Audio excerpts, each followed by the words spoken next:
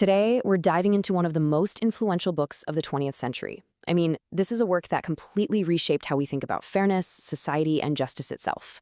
Let's get right into it. Seriously, just pause and think about that for a second.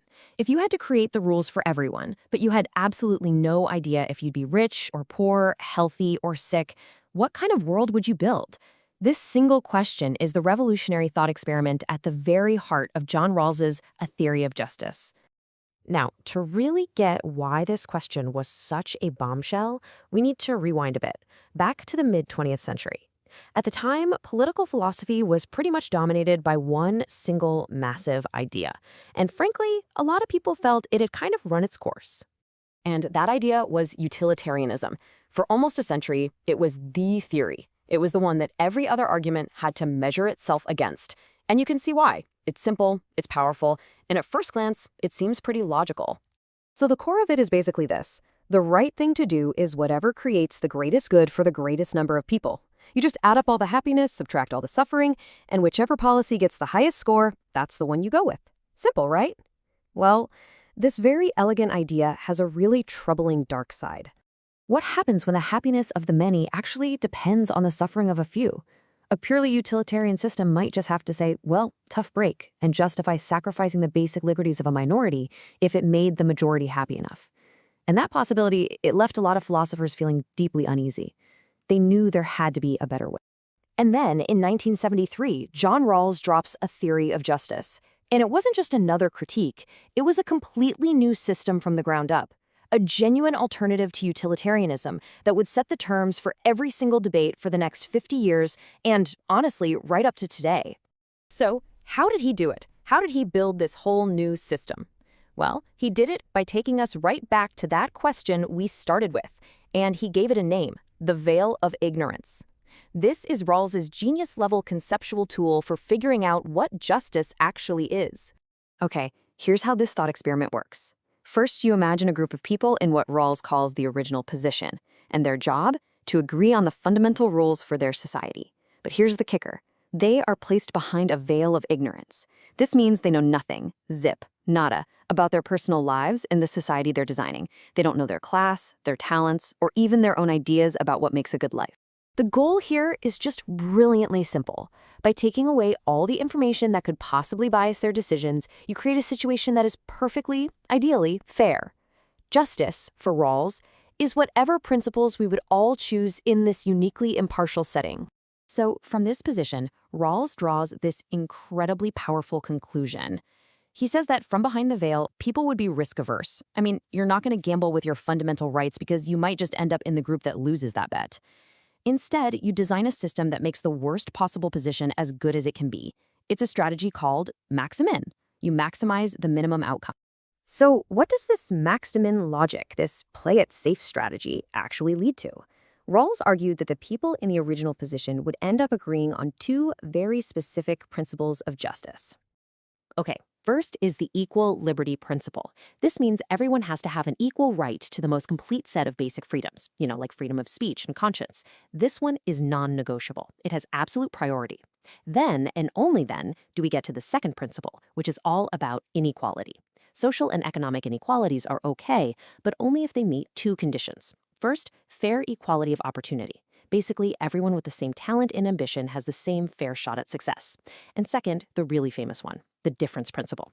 This says that any inequalities that do exist have to be set up to give the greatest possible benefit to the person who is the worst off in society. So, to boil it all down, first thing you do is secure freedom for everybody, period. After that, sure, you can have differences in wealth and status, but only if that system makes the person at the very, very bottom better off than they would be in any other arrangement. As you can probably imagine, a theory this bold was like a lightning rod for criticism. I mean, it immediately drew a ton of fire. As one scholar put it, the theory was broken on the rack of this critique. But that wasn't a failure, not at all. In fact, the firestorm of debate it kicked off was proof of just how incredibly important it was. One of the most powerful critiques came from the economist Amartya Sen. See, Rawls was focused on distributing primary goods, things like rights and income. But Sen pointed out that different people need different things to live a good life. Think of it like this. Giving a bicycle to a person who can't ride it doesn't actually give them mobility. Justice, Sen argued, should be about what people are actually capable of doing and being, their real freedom to thrive. Other critics went straight after the difference principle. Just look at this example. Imagine we have two policies to choose from. Policy A gives a tiny benefit to everyone, including the person at the very bottom. Policy B, on the other hand, creates a massive, huge benefit for almost everyone, but it causes a tiny, tiny loss for the absolute worst-off person. Now, because of its super strict focus on that one person, Rawls's principle would actually force us to choose policy A. And this pushes us to ask a really hard question. Is that priority just too extreme? Does it really make sense to turn down an enormous gain for society just to prevent any loss, no matter how small, to the person at the bottom? But here's the thing. All these critiques didn't destroy Rawls's project. They fueled it. By putting such a bold, comprehensive theory out there, Rawls created a whole new foundation for political philosophy, and it sparked a universe of new ideas. Suddenly, there was just this explosion of new thinking, and almost all of it was framed as a response to Rawls. Robert Nozick's libertarianism was a direct shot back, arguing for individual rights over any kind of redistribution. Lucky egalitarians tried to fine-tune his ideas, asking, hey, what do we owe people for bad luck versus bad choices? Prioritarians tried to soften the difference principle, while sufficientarians argued the goal should just be making sure everyone has enough. The whole field of political philosophy just came alive again. And this right here is the true legacy of a theory of justice. It may not have given us all the final answers, but it gave everyone a shared language and a new set of questions.